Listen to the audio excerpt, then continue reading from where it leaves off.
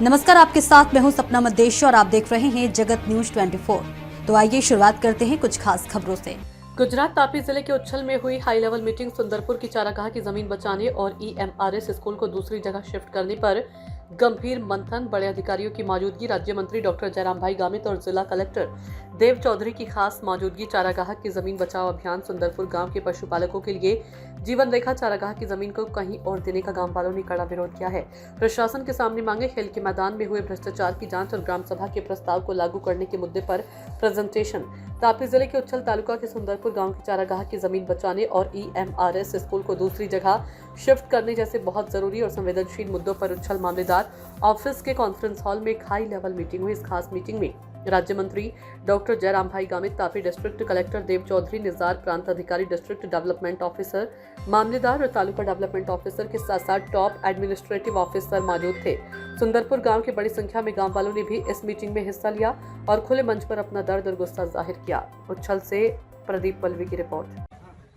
Ready Manikpur group ग्राम पंचायत में सुंदरपुर गामनो जो प्रश्न सतत एक वर्षथी जे चाली रह्यो छे, एकलव्य मॉडल स्कूल ने सुंदरपुर गामनी जे गोचर जमीन संपादन करवामां आवी छे एमां ग्रामजनों द्वारा मांगणी करवामां आवी हती के जे एकलव्य मॉडल स्कूल छे एने सर्वे नंबर 3 मांथी अमारा ज पंचायतमां आवेल सरकारी પડતર 115 ની અંદર ખસેડવા માટેનું અમે સતત એક વર્ષથી આવેદનપત્ર આપી રહ્યા હતા।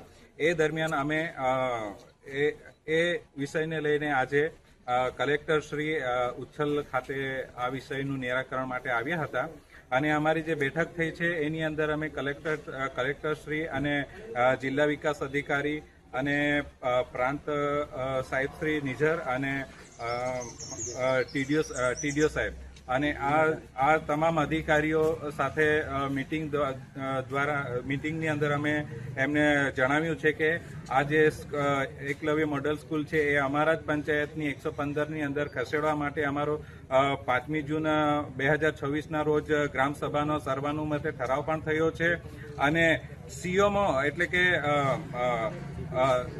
મુખ્યમંત્રી ગુજરાત તરફથી જે તપાસ મોકલવામાં આવી હતી એના થ્રુ મામલતદાર શ્રીએ અહેવાલ બનાવ્યો છે। એની અંદર પણ મામલતદાર શ્રીએ લખ્યું છે કે આ જે સ્કૂલ છે એને ત્યાં બનાવી 115 સરકારી પડતરની અંદર બનાવી શકાય એટલી જગ્યા છે, તો આપણે ત્યાંથી સ્કૂલ ત્યાં સર્વે નંબર 3 માંથી 115માં ખસેડી શકાય એટલું છે।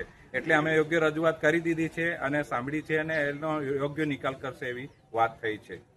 આજ રોજ રાજ્ય કક્ષાના મંત્રી શ્રી રમતગમતના મંત્રી શ્રી જયરામભાઈ ગામિત સાહેબ તેમજ DDO સાહેબ અને કલેક્ટર સાહેબ તથા TDO સાહેબ, તાલુકા વિકાસ અધિકારી તથા મામલતદાર સાહેબ અને પ્રાંત સાહેબ એ બધાની મીટિંગ થઈ। સુંદરપુર ગામે જે ગૌચરની જમીન EMRS સ્કૂલ બનાવવા માટે ફાળવાઈ દેવામાં આવેલ છે એના વિરોધમાં 115 નંબરમાં અમે જમીન આપીએ છીએ, સરકારી પડતર છે, તેમની રજૂઆત કરી અને એ લોકોએ સાંભળી અને રજૂઆતને છે ને આગળની કાર્યવાહી માટે આગળ ધરાઈશું એવી વાત કરીને એ લોકોએ અમે બાંહેધરી આપેલી છે।